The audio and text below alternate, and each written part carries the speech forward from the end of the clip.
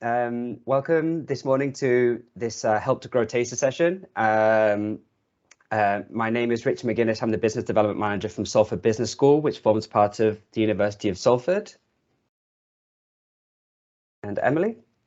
Hi, and I am one of the facilitators on Help to Grow at Salford. In my own world, I'm a business coach, a mentor and a trainer. I'm an entrepreneur in residence, and I'm a founder and a director of my own business as well.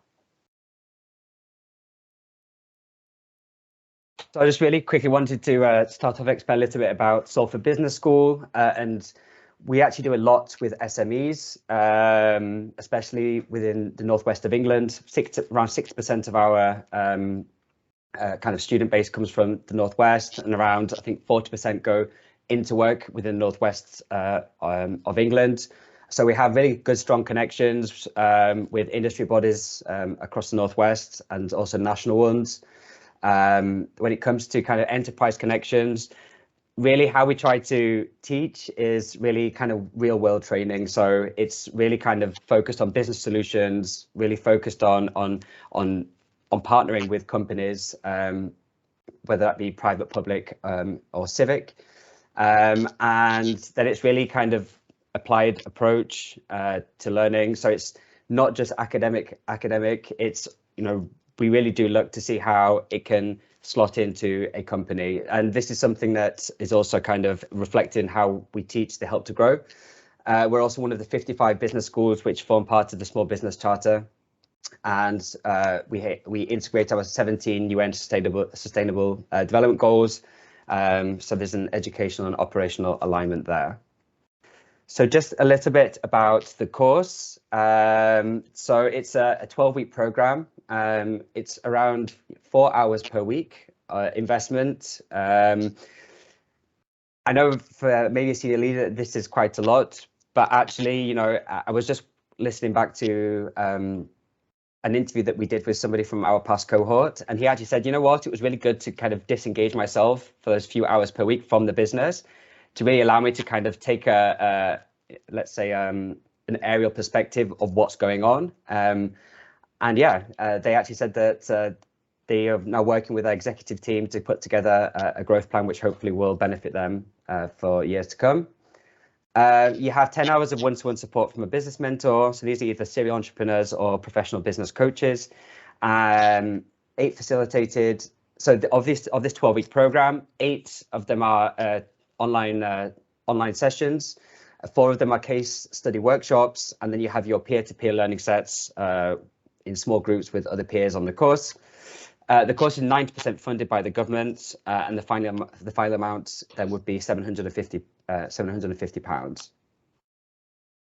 So Emily, perhaps would you like to start with this? Yeah, so really talking about what the impact is for an SME around Help to Grow. So I guess there are obviously all the different modules which we'll go through in a moment, but fundamentally I have facilitated and worked with a couple of cohorts on this program and a previous very similar program over the last couple of years. And one of the most important things is that exchange of best practice and ideas. It's the networking. So although I would be loath to say that the golden nuggets don't always come from the tutors or the facilitators necessarily, but often with those delegates that are talking to each other, sharing best practice and knowledge. So that really works well. That works within the peer sessions as well as the webinars and workshops themselves. It does boost innovation within companies because I think, as Richard already talked about, by committing and investing the time in Help to Grow, what companies and leaders are finding is that they have that headspace and that creative space to think innovatively and to think about new ideas or to work in more detail on ideas that they've already had but not quite sure how to implement or haven't had the time to develop. There's an opportunity to acquire or refresh management skills. So obviously we talk about things like employee engagement, leadership skills, those sorts of things, as well as strategies for growth. And that can cover all sorts of areas. So that could be income growth, it could be innovation, it could be thinking about culture change, all the different ways in which a business might want to evolve. and it gives you the opportunity with a growth action plan that you will develop during the 12 weeks. Gives you the opportunity to focus in on the specific areas that are most important to your business at any one time. It addresses obviously the issues that come up with solutions that are unique to your business. Because of the mentor element to this program, it's a lovely mix of learning within a workshop and a webinar, taking that away, thinking about it, talking to colleagues, talking to peers within the peer groups, and then developing that maybe with a mentor and really focusing in on what's going to be most important for you and your business. We do get a really big range, we'll talk about it in a moment, a range of industry sectors.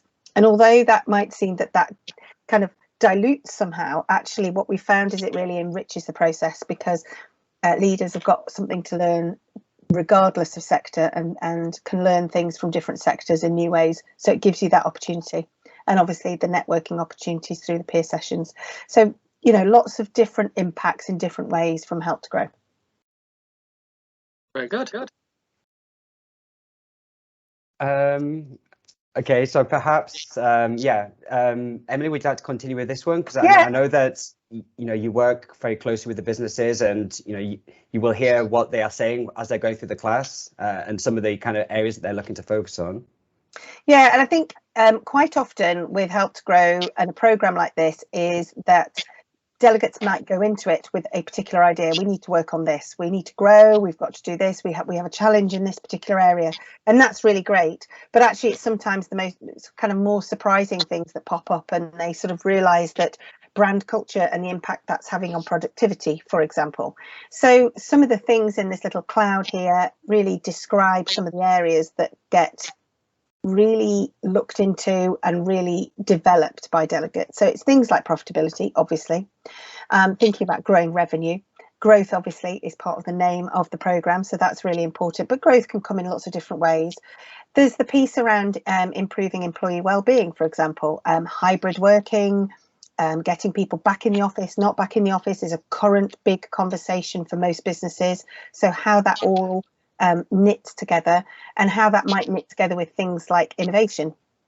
So it gives you an opportunity to think about innovation, reducing environmental impact, sustainability, inclusivity, diversity are cross-cutting themes across the whole programme. So we think about that environmental impact in lots of different scenarios and sections of the programme. Obviously, it's about building resilience. So every business, regardless of sector, have been through the last 2 years, just like you have, or any business watching this recording. So resilience is really important, how businesses can feel that they are on good, solid foundations moving forward. And productivity, obviously key.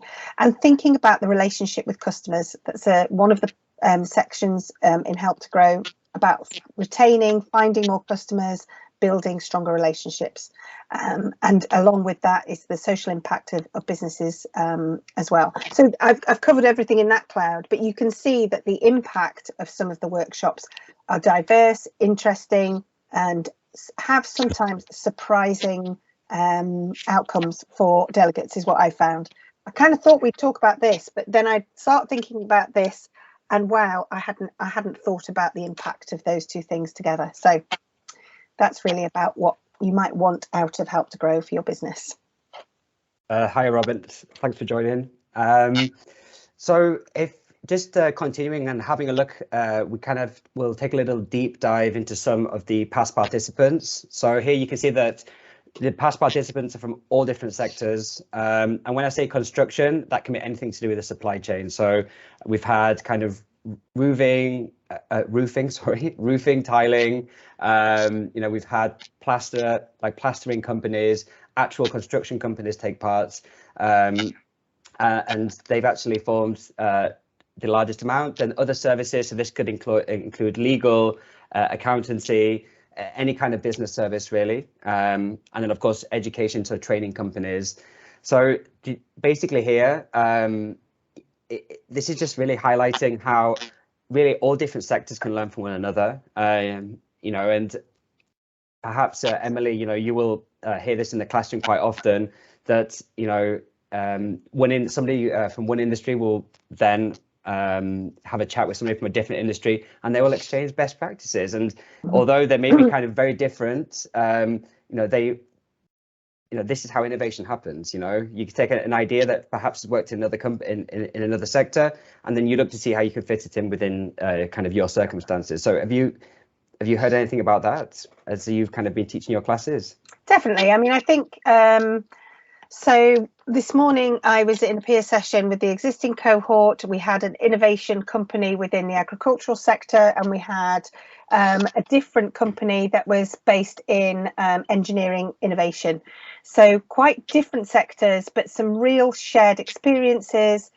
We were talking particularly around business structure and growth opportunities this morning. And they had loads to, I shut up and let them talk because there was lots of common ground, shared experiences, shared challenges, and some interesting solutions they could share with each other. And that's so typical of the kind of workshops we do, peer sessions we do, and the online webinars as well. So the sector difference actually enriches the programme. Thank you. So we're just going to have a quick look at a few case studies, just a couple. The first one, this DBX Acoustics. So it's based in Manchester. They are very focused on kind of insulating sound, so that's why I put them as part of the construction sector. But they do impact assessments, ventilation design, sound insulation, room acoustics. Basically 5 employees and operational for 8 years. So this is actually, I guess, of the SMEs, it definitely fits into the S category. So it's quite small. And this is the director that took part in the course. And these are some of the comments that that she mentioned after finishing the course, and how the growth plan and how she plans to implement it to make changes within her business. And basically, saying that it's actually value for money, and that it's really thought-provoking and motivating. I think these are some really positive comments from a company based here in Manchester. And then perhaps Emily, you'd like to present the second one? Yeah, and I think this is a different prospect in many ways. So obviously 32 employees is definitely a medium enterprise, 31 years of operational time. So I suppose this is a really great example, again, in the construction sector, but obviously slightly, completely different. So safe and vault suppliers. And actually, I worked with this business on a couple of the modules. Fascinating stories about kind of how people use vaults and safes, and I found it super interesting. But very much that feeling that they've been in business for a very long time, and maybe what more do we need to know? We know our business inside out. We know what we're doing. We know what works, what doesn't work. But actually, they, I think, would say that there are several elements. First of all, that we can always learn something. That any great business is always learning. But the other thing to think about is that everybody has been through the last 2 years, and there have been impacts, challenges, both negative and positive. Some sectors have been busier than ever, and how to manage that operationally, or from an employee point of view, etc. So everybody's been through those 24 months and longer. So I think Jeremy would say, and lots of other people would say, it's amazing what you can learn. And it will be those conversations with fellow delegates, as well as thinking about, blimey, yeah, we knew that this part of our business was running along fine, but we hadn't thought about that. We hadn't considered this opportunity here. Maybe we have now got the headspace to think about that and how we can innovate in that part of our business. So a different kind of business, but again, getting just as much value out of the programme as the newer business. So just here, a couple of photos of one of the case study workshops, and you kind of put into small groups, and of course you can change your groups during the different workshops. And there, these will actually be held. The face-to-face workshops will be held actually at the business school, so within Salford. And just to kind of highlight some of our past mentors here, these will change depending on the cohort, but basically, these are some of the mentors that we've had. So they're all kind of growth consultants. They're working as business coaches. They're serial entrepreneurs. And, we really also make sure that we only pick mentors that, you know, are down to earth and friendly as well, because that also is all part of the experience. And they're really, you know, they're really going to help provide you with that important guidance, which Emily mentioned, which is kind of backed up with the different modules, which, well, the case study modules and also the online sessions to kind of really boost that and bolster that knowledge. And then kind of the work with the mentors is really to apply that as you are going through the course. So, yeah, what do you think is the biggest challenge your business will face as it grows? So, Emily, perhaps you'd like to kind of talk us through this.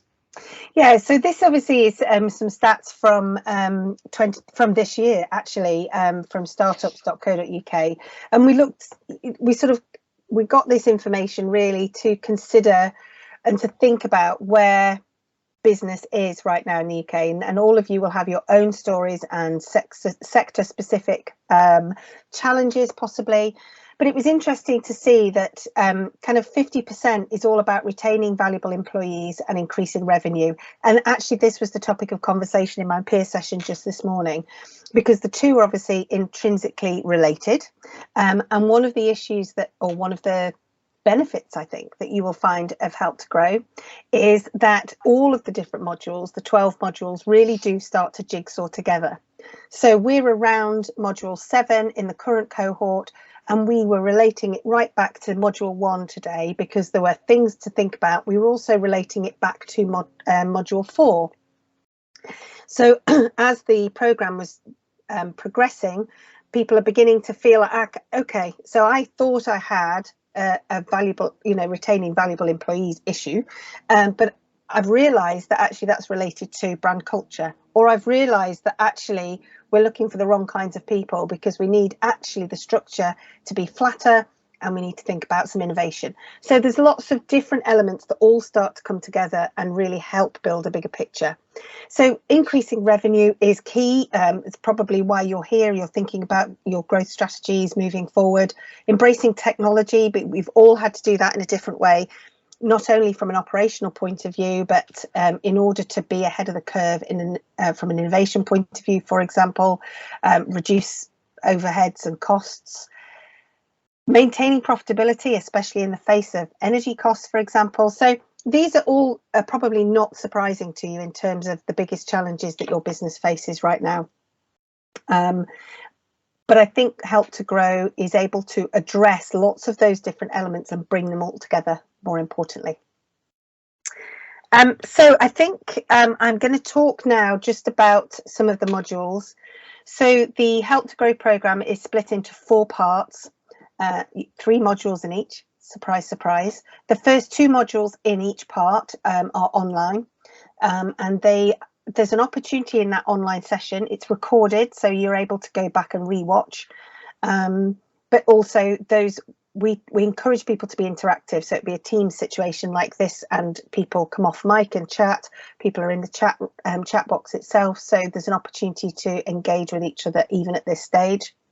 Part 1 is all about strategies for growth and innovation. So it's really starting to look at how you might want to develop your business in the future, thinking about what your business does now and what your core capabilities are, what opportunities there are in different markets, but perhaps or around innovation or digital adoption. So module 1 is really kind of a situational analysis, thinking about strategy and innovation as a concept and where your business is. Module 2 is about digital adoption, thinking about what that looks like possibly for your business, all the different opportunities available at the moment, thinking about how you might structure digital adoption. You might think about digital leaders within your business, for example. And then module 3 is more about internationalization and winning new markets. If your business isn't in international markets, this module is not for you. It's very much about thinking about where your business is coming from and the new market opportunities. If that's internationalization, great. If it's not and it's much more domestic, then this module is still very, very useful. And thinking about those key drivers around productivity. So we go into part 2. You might call this the marketing piece. It's called engaging with customers. Module 4 is really getting back to, and what, again, I deliver part 2 because that happens to be my specialism. What's most interesting are those leaders who come into these sessions and they're not part of the marketing department, and this isn't their area, and so they think that it's possibly going to be a tad dull, not really relevant. Absolutely, the opposite is always the case, because it really gets us to think about business vision and mission, thinking about business culture and how values are important, the purpose of business. Obviously, in the current climate, that is ever more important to be able to stand out from the crowd and be very clear around brand. And then it moves seamlessly into module 5, thinking about developing marketing strategy, thinking about things like segmentation, targeting, positioning of brand within the market, thinking about the ways in which that you are going to create customer journey, build relationships with customers, what that looks like in a digital era, for example. And then module 6 is the face-to-face workshop, and that really brings together all of those elements at the end of part 2. We go through a case study, we come together and we talk about the case study, but we actually start to really get into deep discussions about what the impact of all these elements might be on your business, and what you might like to do. And of course, what happens each week is delegates have these conversations within Help to Grow and then take it back to different departments, take it back to their colleagues, and it sparks conversations.